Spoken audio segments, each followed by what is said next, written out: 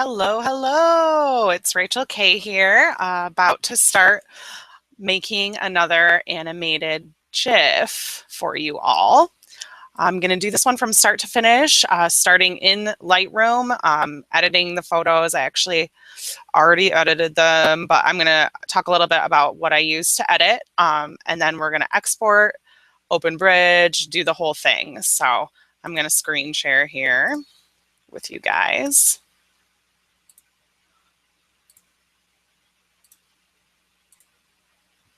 All right, so this is this wedding that I'm currently working on. I also work for Looks Like Film, and we just released our new presets, the Tribe Archipelago sets, and I have dedicated myself to editing this wedding completely with those presets. So that's something I'm going to be making more videos about too. I have another video here on YouTube about it.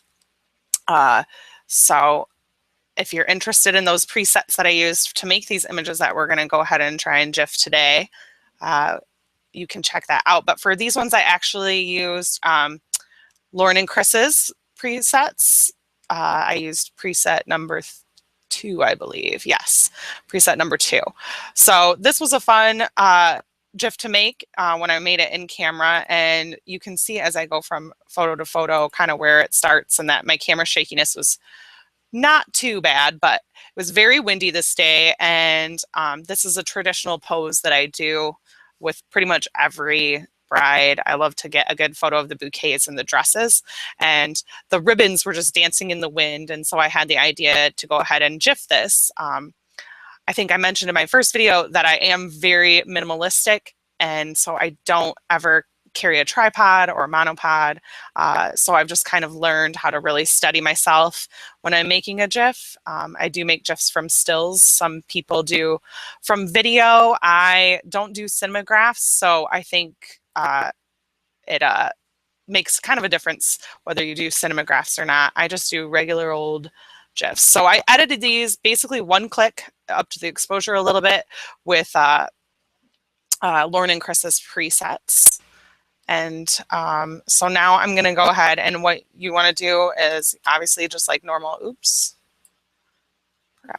is select all of these. Oh, I see someone joined me. Hello. Welcome. So from start to finish, going ahead and editing these. So I'm going to export. Let's see, what did I have my export settings at for Facebook? Nope. Go and export these, and that'll take a moment. So who's here? Hi, Mandy. Glad you joined. If you have any questions, feel free to go ahead and type them in the Q&A part of this, and I get to them, or feel free to turn your sound on and then I can hear you. I should be able to hear you. Nice to join you. Hi, Mandy. I've been looking forward to this, so I'm really, really glad somebody's doing something on GIF. Yeah, so have you ever made a GIF before? I call them GIFs. Most people call them GIFs now that it's been told that it is actually technically GIF. But for the longest time, ever since I've been GIFing, I've always been told it's GIF. So okay, like the peanut butter. Like the peanut butter, I've tried to change the way I say it, but for some reason I can't. Why? So how do you say it? I say GIF like the peanut butter. All right, all right. Cool. Now, I haven't tried it before. I've Googled a lot about it. It's just something I want to start doing from next year. Our wedding season's over now. Yeah. So I'm doing tutorials and as much as I can. And yours, I've seen some of yours, and they're really, really awesome. Okay, awesome. I'm so glad you like them. I'm excited to do this one from start to finish. I figured it might take a little longer, but then you can see like really how the whole thing progresses. So awesome. Cool. Yeah, so I was just saying I edited these photos with those new Lightroom presets from Looks Like Film, which are awesome. Yeah, I did my first one. Oh, yay! Wonderful. Yay, they're so awesome. I'm so obsessed. Very nice. So now I'm in Bridge, and then I just select all these photos. I think I'll be using all of them to make the GIF. If it doesn't work out, then I tend to like delete some as I go. But they all were technically meant to be a part of the GIF. So then you just go and hit Tools and Photoshop, And in there, you can go ahead and do load files into Photoshop layers. And then I don't have Photoshop open, so Photoshop opens, and it'll be the first thing that Photoshop does is load these all into one file in layers. And it always takes a while. And my computer's really, really fast, so it just takes a while. It takes a while to make a GIF. It's a long process, and this is welcome annoying me, this new CC welcome screen. I haven't upgraded to the CC yet. I've got Lightroom CC, but I run Nick 3.0, and the CC doesn't support it. Not Nick, the Kubota dashboard. So, and then the new CC, Photoshop CC doesn't support it, the new one. So I kind of just stuck to the old one. Ah, very cool. Well, I mean, I am not a big fan of Lightroom CC or Photoshop CC, so I would hold off as long as you can until they get all the bugs sorted, figured out. It's really annoying. So I wish I wouldn't have upgraded, honestly, but it is not. Lightroom is nice. It is nice. So then once I was saying before you got in that when I'm making the GIF, most people will use a tripod or a monopod. I just don't, because I'm super minimalistic, but I just make an effort to keep as stable as possible so that I don't have to get rid of a lot of the image. So, and this one I was going for a really subtle movement just because there was a lot of wind and to get like the ribbons flowing around. So cool. So once you get them in the layers, you have to select all the layers. So you just shift click, select all, and then you go to edit and then auto align layers. Hello, welcome new friend. And then from that point, I click auto align layers because generally that works out the best. Sometimes it doesn't work out, but that's generally where I will start. So, and feel free if you don't want to like say your questions out loud to go ahead and type them too, and I can get to them as they come. I know some people want to be silent, so now that there's 2 people in here. And this process takes a while. Usually at this process, I'll go like back to Lightroom and work on something else, or go to Facebook and not pay attention to work. Let's be serious. Let's be serious. So, and right now my cat is like right on my keyboard. Don't mess this up, cat. Oh. He thinks that I'm talking to him whenever I'm doing something. I had to close my office door, otherwise my cats will always also come in. Oh my gosh, right? It's the worst. So while we're waiting for this, I'm really excited. Again, I'm just going to mention again that I edited it with the new Tribe Archipelago preset. Which one did you use on this? I used Lauren and Chris #2 on this one. Right. I really, really like Lauren and Chris's pack. So I also do. That's the only set I bought at the minute. Yeah. And I'm busy actually editing my first wedding with them, and I love it. Yeah, I'm editing this whole wedding with those packs. I'm obsessed. So I'm actually going to be doing. I'm a bit scared though, because I'm a Visco user now to kind of just switch. This is my last few weddings of the season to edit, and kind of to switch the style is a bit daunting. Right. I feel like it's so similar to my personal style that it really hasn't made a huge difference. So, okay, we're going to go on now that that's done. So I can already tell based on looking here that a lot of these frames don't line up very well. Good job, Rachel. So I already wish that I would have done better at the time, but it was really windy, and that always kind of affects it, and that's where a tripod or monopod would have come in handy, but I'm honestly probably the laziest GIFer ever. So, and then normally people will crop here. That's the step that they'll take next, but I always make my frame animation first. And to do that, you need to have window and timeline present, and then that pops up this bottom bar here. And then you have 2 options. You can either create a video timeline or the frame animation, and you want to be making a frame animation. Then you just click create frame animation. It will only show you this the one first layer you have selected, so you have to do this little drop down and select make frames from layer. And for some reason at this point it does them in backwards order, so then you need to click it again and do reverse frames.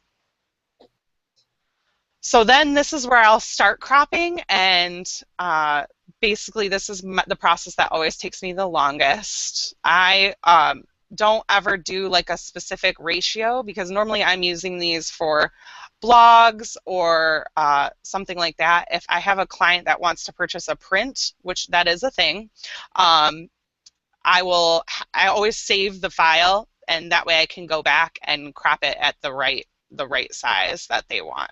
So I'll just go in here and like pick a few frames and crop just as little as possible as I go along. And I know I'm going to need to crop that in more, the whole thing. And this process is the one that takes me probably the longest. Oh, there was a thing there. But I've gotten to the point where I can kind of tell how far I need to crop things, which is just comes with doing it a zillion times. This is probably like the 200th GIF I've made. So, and I don't do cinemagraphs. I'm trying to convince our fellow GIFer Megan to do a video, and she's working on setting it up. But I think we're all, you know, end of wedding season editing chaos times. So, and feel free to just ignore this whole long process, because it just takes a while. And I'm losing like a lot of what I really wanted to be in it, but I think it'll work out in the end. Yeah, this is looking good. So I just kind of click around to each frame and see if there's any empty space around it. And that's looking good. So I might find as I go and play through it that there's like a weird corner or something. And sometimes I'll go and clone if there's like one tiny corner, especially if it's easy, I'll go and like fill clone so that I don't have to keep making it smaller. So the next step you want to do in your timeline down here is go ahead and select all of them. And you get to choose the time that each frame is up for. Depending on my GIF, I might actually go in and choose a longer time for certain frames or a shorter time for certain frames, just to kind of add a fun animated effect. But for the most part, especially with GIFs like this where I'm doing more subtle movements and it's I want it to kind of be like a little dance, I'll keep it at the same time, and 0.2 seconds is like my go-to starting point when I make a GIF where I'll start at. So go ahead and do that. All those are selected, and then you need to select down here where it says once. Oops, sorry guys. Where it says once, you want it to go on forever. That's the best way to make a GIF, because you want it to just keep going forever and ever. And then I play it. And that's looking pretty rad. And it looks like somewhere in the middle my frame's kind of lightened up. So normally what I would do, yeah, my black's lightened up somewhere in the middle there. Normally what I would do is go back into Lightroom, fix those so that they're all totally even, and then come back and redo it. That's why I'll make GIFs like throughout my process, just to see how they look.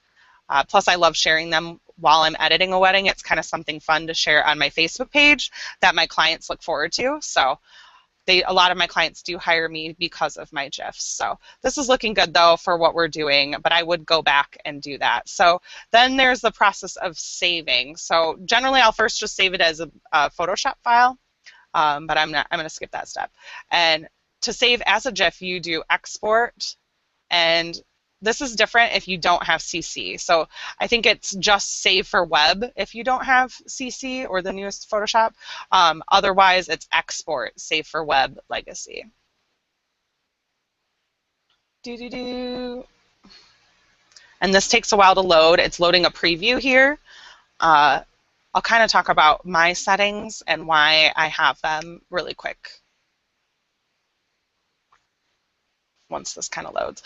So you want to have, I've set a preset, and it's because I'm lazy and I have no other presets, it's just called unnamed. And you want to select GIF because we're making a GIF. I always do color reduction algorithm is selective because GIFs can only do it in, I can't remember how many colors, but it's a different color space than what Photoshop is. And then you want your dither at diffusion. I always click transparency, and there's no transparency dither. I don't know why I chose these things. And convert to sRGB just because everything looks better.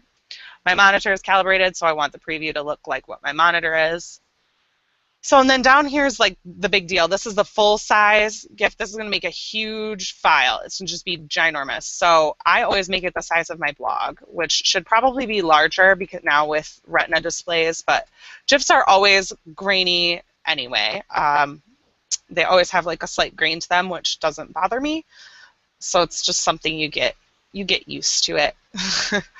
But I always size it for my blog, which is 940 wide. And that way I can automatically use it. And it's a good size to upload to like Jiffy. A lot of times in Facebook, sorry, I'm just trying to find the right spot to save it. I might as well save it because it's not bad. I should really get this organization better, guys. Edits, GIF images, okay, GIF 2. And then you just save it. So you can resize it to whatever size your blog is. I recommend always resizing to your blog width. My clients love seeing GIFs within their blog post, and that gets them to share it more because generally by the time I've made their blog post, unless it's just a quick preview, I've already delivered their images. So it's something that gets them to come back because it'll be generally the first time they've seen the GIFs because I always deliver those later. But that makes it kind of fun. And the other way to save is as a video, and that's how I save when I'm going to share anything to Facebook because Facebook only allows you to basically have a file size of 1 megabyte for a GIF, which is nothing. So I render video, and I thought I saved the settings, but I think that was on my laptop. I just got a new computer, and you would think it would copy everything over in Google, but it didn't. So one second, let me check those settings. So I had previously just been saving them as regular size for videos, and then I found, wow, why are they so grainy on Facebook? And so I researched a little bit and found out that you really need to change the size of your file when you're going to make a video. So in fact, I did this backwards. Oh, hey, hold on. Sorry, I was just researching what the size was. Let me write it down. 1, 2, 8. I'm about to tell you guys. So you actually need to resize it before you make the video, and it's easy as just going edit or image size, and the optimal width is 1280. And I'll do that after I've already saved the file because I don't want to save it smaller, and I'll just not save later. So this will change the size. Then you're going to go File, Export, Render Video. And I guess you could do this here if you knew the specific ratio that we're using, but because of the way I crop, I don't, so I like to do it before. So you want to always have 1280 width. You're going to do it as an MP4. And you want your format to be H.264, the highest quality, and always 30 frames per second. So, and then all these are just like the already things that happen. And then you render. And this always takes a while. My computer, again, is very, very fast, so it doesn't take as long. Excuse me. I'm coming off of having a horrible cold. It's finally getting better. And what did you guys do? I saved it in a weird spot, I think. So now I have a video somewhere weird, hopefully in my videos. Yep. Now I have a video that plays as an MP4. These can be used on Instagram, Facebook. So I automatically will go ahead so this just loops once.